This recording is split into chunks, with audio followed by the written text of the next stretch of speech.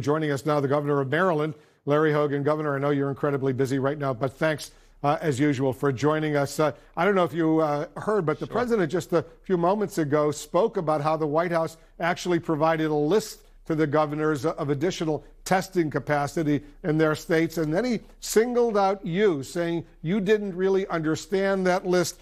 He said some of the governors, like as an example, the governor from Maryland, didn't really understand the list. He didn't understand too much about what was going on. It was bipartisan criticism, by the way. You're a Republican. He also criticized Democratic Governor J.B. Pritzker of Illinois. How do you respond to the president at a time like this? He's singling you out and Governor Pritzker for criticism.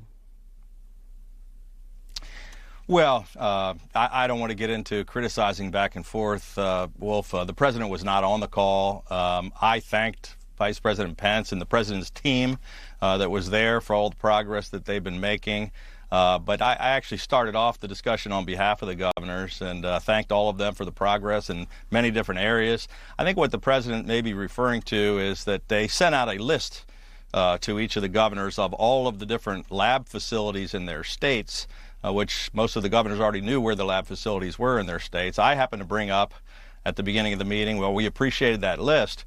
More than half, most of the ones that they sent me in Maryland were all federal facilities, including NIH and FDA and Walter Reed and multiple Fort Detrick and Aberdeen Proving Grounds. So they were either federal health facilities that we've been desperately trying to get help from, or military installations, none of which were state-owned labs or facilities where we could actually do any testing. But I'm not sure what the president's referring to. I have a pretty good understanding of what's going on, and I appreciated the information that was provided by his team, but he wasn't there for, I'm not sure what he was trying to say. Yeah, well, and you're the chairman of the National Governors Association, so you're the leader of all of 50 of these governors who were on the call with the vice president. Earlier today, and you announced a shipment of tests coming into Maryland from South Korea that will allow you to conduct 500,000 tests. This is a dramatic development. How did this deal come through? Well, as you know, the president has been repeatedly saying that the states should really be on their own, or not on their own, but they should take the lead on doing testing, that the federal government would back us up, but that the governors needed to go out and get their own testing. And we've all been out there, the governors, trying to compete with one another all around the country and around the globe to try to get testing. This is a huge development for us.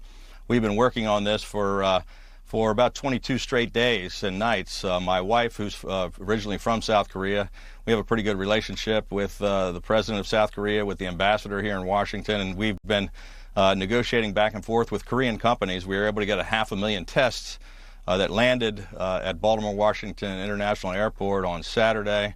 It was a tremendous accomplishment for us. We're very excited. Still got a lot more work to be done, but that's more than the total amount of testing that has been done in 4 of the 5 top states in America so far. Because testing is so critical right now. But what does it say, Governor, about the state of testing in the country right now, that you, the governor, had to turn to South Korea to get what you needed? Because normally the federal government would be dealing with South Korea. Well, look, we're just happy to have the help from the Republic of Korea, and we want to thank the federal government for their assistance as well. We're going to need some pieces and components, things like swabs, which we talked about today on the call.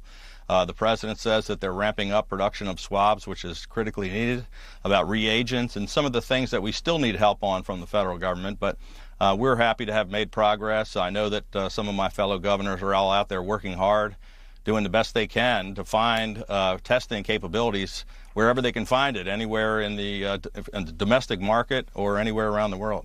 Your colleague, Governor Kemp of Georgia, Brian Kemp, he announced today, and it's pretty dramatic, we've been reporting it, and I want to get your reaction, that there will be in Georgia what he called an incremental reopening of certain businesses, including gyms, fitness centers, bowling alleys, body art studios, barbers, hair and nail salons, massage therapists as early as this coming Friday, and that theaters and restaurants can open in Georgia next Monday, a week from today. He says bars, nightclubs, and music venues will remain closed for now.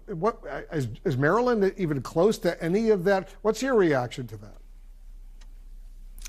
Well, the governor of Georgia is a friend and a colleague, and I can't really speak to what the situation is on the ground in Georgia, but I can tell you that, here in Maryland, we're going to be announcing later this week, kind of a well thought out, gradual plan that's based on the sciences. We're trying to get our economy opened as quickly as we possibly can, but we want to do it in a safe way.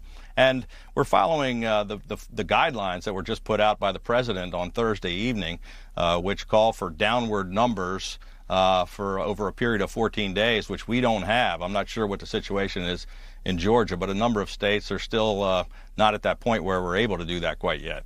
The president has been praising people for protesting measures meant to protect their health. You've seen some of the protests emerge. Some are here in this area, including Maryland, D.C., Virginia, for example. What do you think about that? Does that put pressure on governors to start opening up potentially too quickly right now when the president is going out of his way to say these protesters are doing what they should be doing?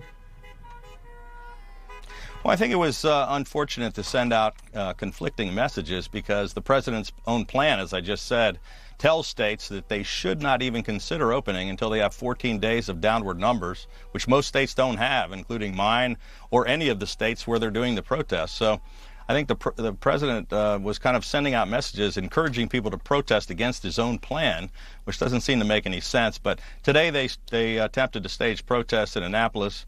Only 3 people showed up, and it hasn't put any pressure on me to open up any earlier than we have to.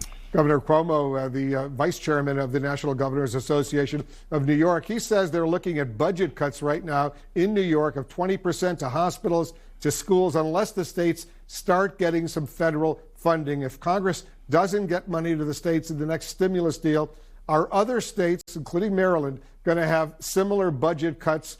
Do you have enough cash on hand to deal with the critical issues of the state of Maryland?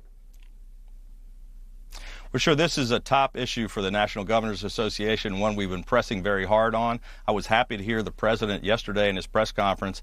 The question came up about would he support the $500 billion stimulus to funding out to the states. And he said he would in the fourth stimulus package, which we're very happy to hear.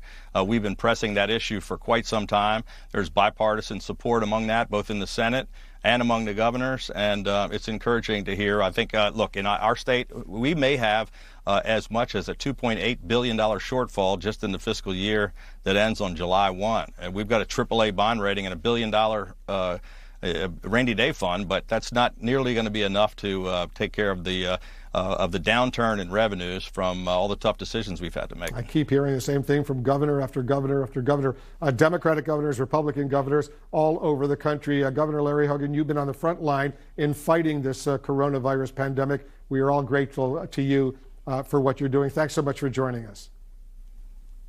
Thank you, Wolf.